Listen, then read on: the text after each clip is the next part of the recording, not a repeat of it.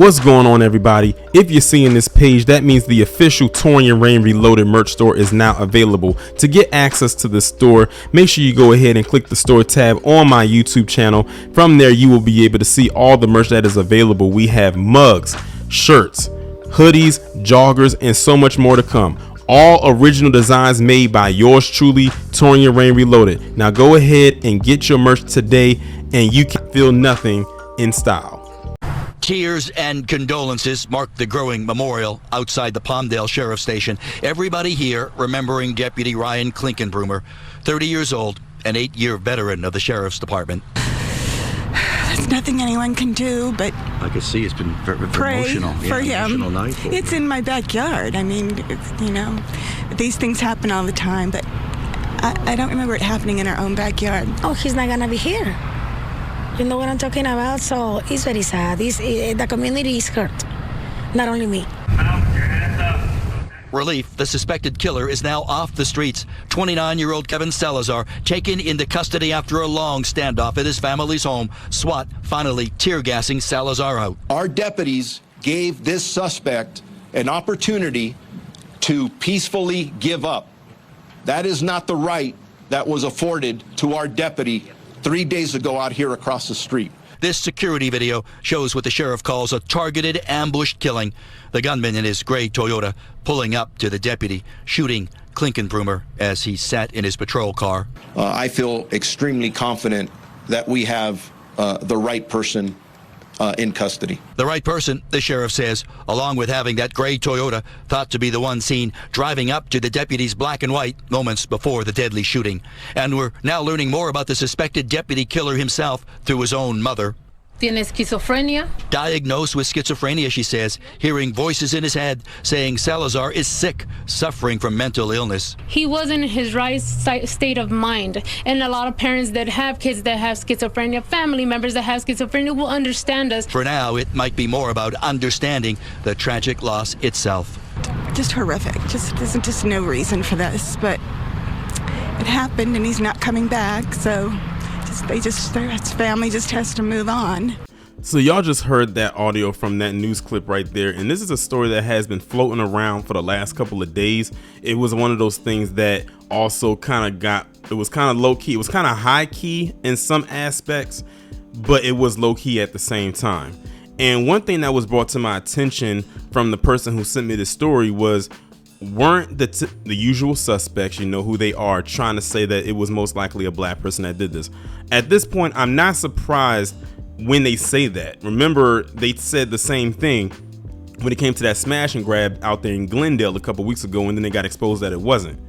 And then, you notice the same song and dance. They have to try to keep up this thing of the old trope that we commit the most crimes and everything. It's like the more and more they try to tell themselves that, the more and more untrue it is. I mean, you should see some of the stuff that they post up on Twitter about so-called criminality that black people do. You have a lot of these dub-s pages that will go around and post these videos of black people getting in altercations with other people, especially other white people, and then they try to play it off like we are the ones that's committing all of these crimes. But I keep telling y'all, the more and more that border stays open, the more and more they allow the not so secret invasioners to come in, the more higher a new criminal class is going to become. Now, you have this individual in this picture next to the victim, whose name is Ryan Clinkunbroomer, who was the cop. His name is Kevin Salazar. He is the one that committed the crime of unaliving this cop. It actually just came out either yesterday or today, and I'm recording this video on September 19, 2023. So I think it actually came out today, but I think he was arrested maybe last night on the 18th when they finally got him, and you'll see the pictures as we're going through here. And I'm gonna read this article coming from sportskita.com. On Monday, September 18th, Kevin Salazar was arrested in connection to the fatal shooting of LA deputy Ryan Clinkunbroomer after an hours-long standoff. Now keep this in mind, an hours-long standoff, and y'all see the pictures. He was taken in with no incident. Kind of like how last year when I was doing that series of Operation Protect the White Boy videos, when it was a whole bunch of standoffs that were occurring with white men and these cops, and it seemed like nothing was happening to them. The same thing is happening right here with him. But if you look at the recent videos I've done, a lot of these individuals who identify the same way as Kevin Salazar does they've been getting slaps on the wrist when it comes to the criminal element they have been doing for the last few months. And I'm talking about crimes that they commit that should be labeled as felonies rather than misdemeanors. But let's be real here. This is not, or should not be anywhere near labeled a misdemeanor, because a person did lose their life behind what they did. The 30-year-old Los Angeles County Sheriff's deputy was ambushed and gunned down on Saturday, September 16th, as he waited at a red light in his patrol car.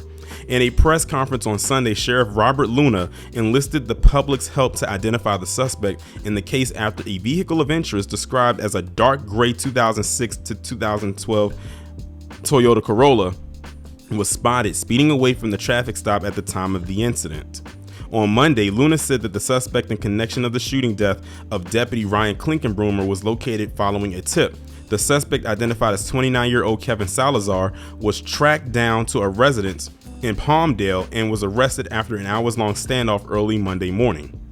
Detailing the incident, Luna said that following a tip from community members, police arrived at Salazar's home, where several family members willingly left before the suspect barricaded himself inside of the residence. SWAT officers and hostage specialists negotiated with the suspect for several hours before deploying tear gas to smoke the suspect out of the residence. Shortly after, Kevin Salazar surrendered to the police. Now, what's interesting is that you would think they would have used that ram to knock down the door and just go in there, considering what he did do. But they said they had a standoff with this dude for several hours. When you say several hours, that's more than 2, probably more than 3, most likely 5 or more hours. I would like to know exactly how long is several hours in this instance. Shortly after, Kevin Salazar surrendered to the police.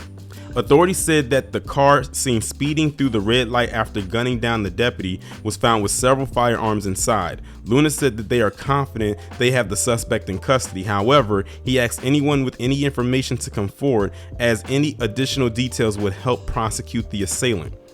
Now, the next part is going to talk about how they said Kevin Salazar was diagnosed with schizophrenia. So now they're trying to go into the mental illness angle. I will give them this. At least they actually gave an actual mental illness diagnosis, and just letting it be so vague and say, oh, he has a mental illness, like they do with the usual suspects. But I know what they're trying to do with this. They're trying to use his schizophrenia as a way to probably not so much get him off, but to lessen whatever sentence he's going to get, or maybe reduce some of the charges.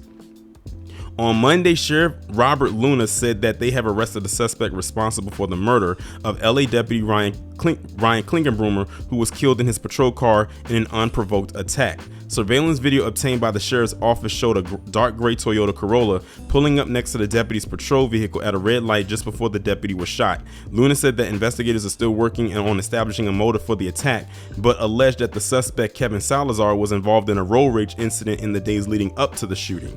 Luna intimated that they were investigating if the road rage incident was connected to Ryan Clinkunbroomer's death. Meanwhile, Salazar's family alleged that the shooting was a result of his mental health issues.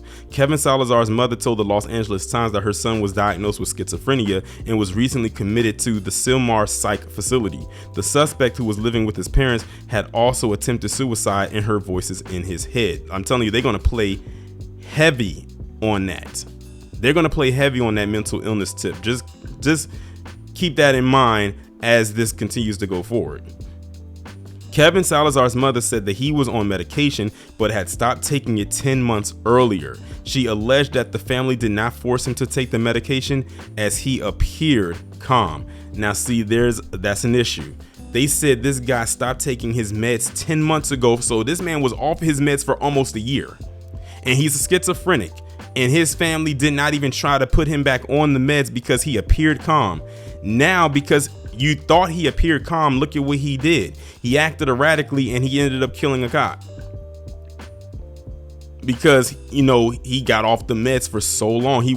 His body probably wasn't even used to the medication anymore at that point. That's the thing. When you have a mental illness, like an actual diagnosed mental illness, and you are prescribed something, it's a reason why you're prescribed something. And it's most likely because they don't want something like this to happen, which in this case, it did happen. So now I'm looking at the family kind of sideways because they knew that their family member had schizophrenia, and you just willingly allowed him to stop taking his meds. So if the family of this cop decides to go after his family, then they would have every right to. With this bit of information, if it was up to me, I would allow it to happen. Echoing the mother's statements, the suspect's sister, Jessica Salazar, told ABC that her brother was bipolar and had attempted to end his life at least twice.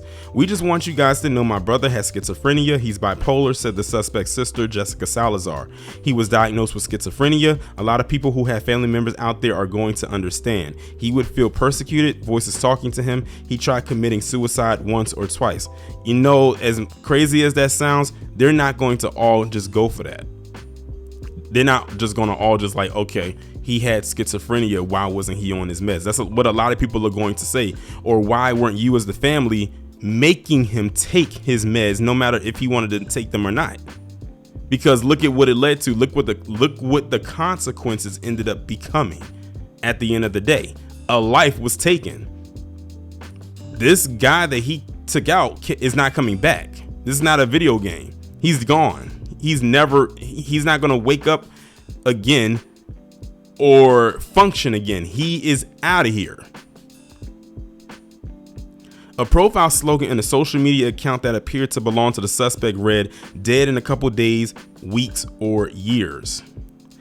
Sheriff Robert Luna revealed that 4 days before he was killed, Ryan Clinkunbroomer, an 8-year veteran of the department, has celebrated his engagement. The late officer, who had been working as a field training officer for the past year and a half, had been with the Palmdale station since July 2018.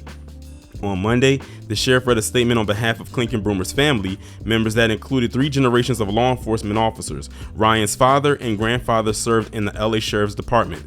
"Our son Ryan was a dedicated, hardworking deputy sheriff who enjoyed working here at the Palmdale station." The statement read in part, "Ryan was recently engaged to the love of his life. As our firstborn son, Ryan will be greatly missed by his family, sheriffs, and the sheriff department as a whole." Investigators exploring the circumstances surrounding the shooting said that the suspect confessed to the killing. And that's the entire article right there. Very interesting, very interesting. But I do have one question to those out there who was trying to pin this on black people like they usually try to do. I want to see if y'all going to do the damage control for this right now. What angle are you going to come at it with this? Are you going to continue to post some more videos of black people getting in confrontations with other PC people with no context, might I add, behind it? Probably. Because they got to keep that up. They got to keep up that lie of 13% of the population, 50% of the crime. As a matter of fact, I think that 50% has gone up. It's amazing that's gone up, but not the population rate. That always stays the same. A bunch of liars. And what's interesting is I had on my video that I did about Juan Garcia Rodriguez, you know, the one that took out his neighbor's 11-year-old daughter and then blamed 2 black men for doing it, or coercing it, or forcing him to do it. I had said in my chat as the premiere was going on, expect more videos like this to come in the coming days, because there's a lot more that I have to say as it pertains to this particular group and even other groups that are outside of our realm. And the crazy part about it is that statement was made before I even got this story sent to me. As a matter of fact, I think it was maybe 2 hours later that the story was sent to me. It's almost like I spoke it into existence.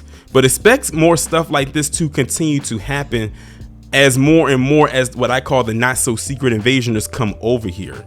Because again, they're about to be the new criminal class, whether people want to accept that or not.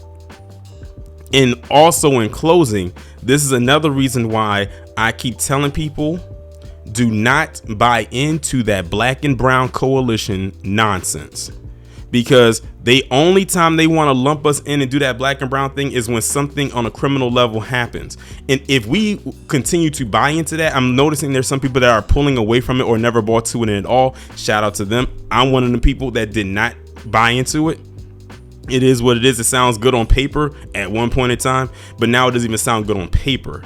But the more and more that this continues to happen, what they're going to do is they're going to they keep trying to lump us in there. That way they can have a reason to say black and brown, because I'm telling you, they're probably going to shift or pivot from the quote unquote black on black crime narrative to probably saying black and brown versus so on and so forth. Remember how Charlie Kirk, he noticed he keeps peddling Asian and whites, or whites and Asians, as if there's some kind of helpless victim. But then when it comes to black people in specifics, because I saw a video that he recently did, I don't know if it was recent or a while ago, but it could have been recent. Knowing Charlie Kirk, he never changes his tone of speech when it comes to us. He's putting out this stuff about black people and the prison population, you know, the usual thing that they always have to say. But like I said, black people as a collective have to pivot away from this black and brown talk. I don't know how many times I can get sick and tired of reading articles where it's always about black people, but they'll say black and brown or BIPOC or POC somewhere in there. Y'all have got to stop that, because if this continues, like what I just went over here continues, they're going to continue to try to lump us in with that. That's why I said we have to separate from that talking point and that narrative. And if you got to check somebody that's doing it, check them, because they probably have consciously or unconsciously have no idea what that talking point and how dangerous that talking point has become for us as black people, specifically black Americans. We have to distance ourselves from that, because this is about to ramp up. This is probably like the 5th or 6th story that I've talked about where a south of the Borderian, whether they are here legally or not, has committed some level of criminality that has involved a range of theft, sexual assault, or murder. And maybe some other things that I can't think of, but those 3 have been in the midst of the talking points when it has come to them in the last few stories I've done where they were the topic of discussion. And I truly believe that as I'm saying this on September 19, 2023, there's going to be several more by December 31st, 2023.